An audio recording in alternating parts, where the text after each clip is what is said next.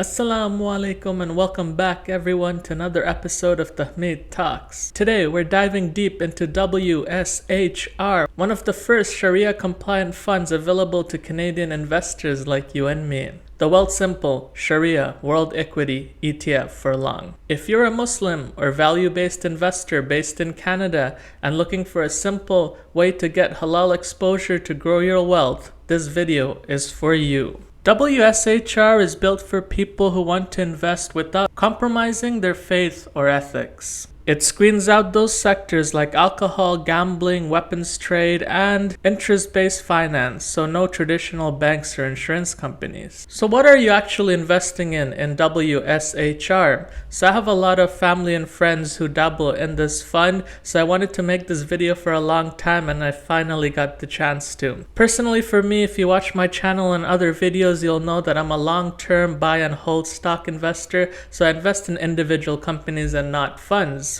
And none of this stuff is sponsored. I'm not affiliated or benefiting from Wealthsimple. However, I should quickly say that making these videos take a lot of time and you're getting all this knowledge that might increase your wealth all for free. So please do me a favor and subscribe, hit that thumbs up and leave a favorable comment. It really helps the algorithm promote this video so more people can see it and expand their financial knowledge. And if you're interested in content like this, I do have an IG page dedicated directly to this type of content. You can follow me at the.muslim.investor on IG. So follow up, please. So, getting back to the point. For those that are investing in WSHR, what's inside of it? When I look at the sectoral breakdown, I see about 15-16% allocated to consumer staples, then about 14% to healthcare here, about 13% to industrials. These are very large, stable, slow and steady growth sectors.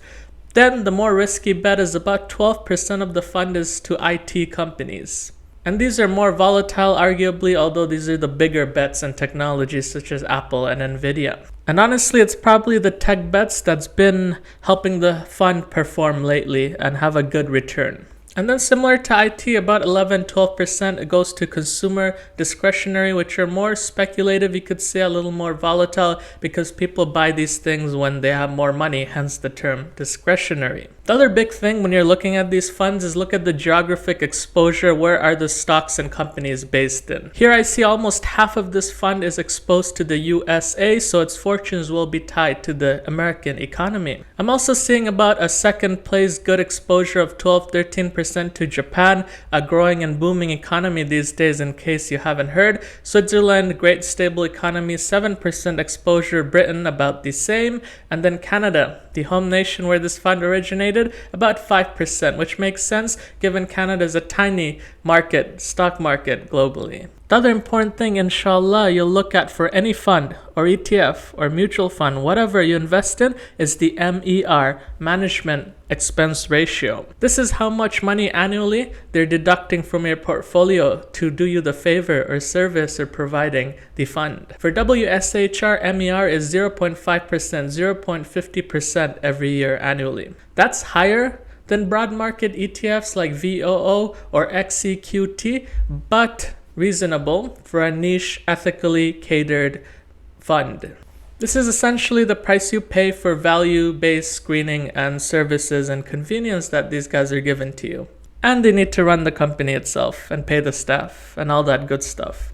The other important thing with any fund is, of course, its performance. We want to know how it's been doing and returning over the years because we invest to get a return. So in the case of WSHR, the returns may not be super helpful. The fund has only been around 3 years. It's only got a 3-year compounded annual return of around 8%, which is not bad considering the times 2022 starting off was a down market. And the 1-year return is a positive 8%. Once again, not bad in these times. But remember, this isn't too helpful because it's such a short return history with funds. You have to give them 5-10 years to judge appropriately. Just to put it into perspective, I'm not that old yet, but for me, I've been investing about 4 times the amount of time that this fund has been around. So after all that, what's my honest take? Even though I personally don't invest in funds such as WSHR because I am a stock picker who picks stocks of individual businesses and companies that I try to buy at good prices, great companies at good prices.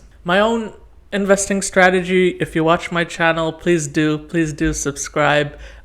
Is much more long buy and hold. It's long term, it's very hands-on, very diversified, and a little bit technical. But I know, as I said, many friends and family members who use WSHR, and it's been working out all right for them. I think it will more or less track the American and the global markets, maybe average somewhere between the two over the longer term, but we shall see. And the parent company, Power Financial, is a relatively secure, larger company. So that's to address the safety concerns of your investments and financials that a lot of you may have. Once again, I'm not sponsored. I don't get any benefit from promoting Wealthsimple or any other competing products. But yeah, WSHR is great because of how accessible Wealthsimple is, how accessible the app is. It's a robo-advisor. It's very easy to set up even if you have $5-10, small amounts of money to start off. It's a simple, automated, relatively easier, halal, accessible option for Canadians, so that's great. And honestly, for the average Muslim investor, someone just getting started, this is a great way to get started. A few things to keep in mind if you're investing in this. Obviously, as I said earlier, you will not be getting exposure to banks.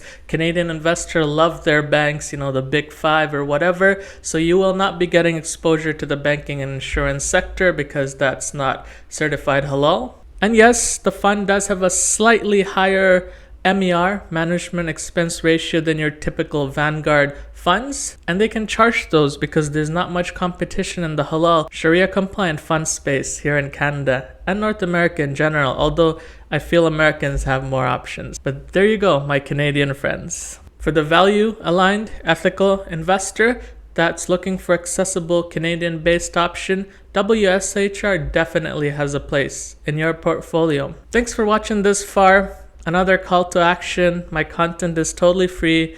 I'm not charging you nothing. It may even help you become wealthy over the long term, inshallah. The best way you can support is to smash that like button, hit the subscribe button, leave a nice comment. I'll reply and read them all. And also, if you're interested in this content of Muslim halal investing, follow my IG page catered to this concern, the.muslim.investor. This is Tahmid checking out. And may Allah put barakah in your wealth and make your journey a successful one in the dunya and the akhirah, inshallah. Ameen.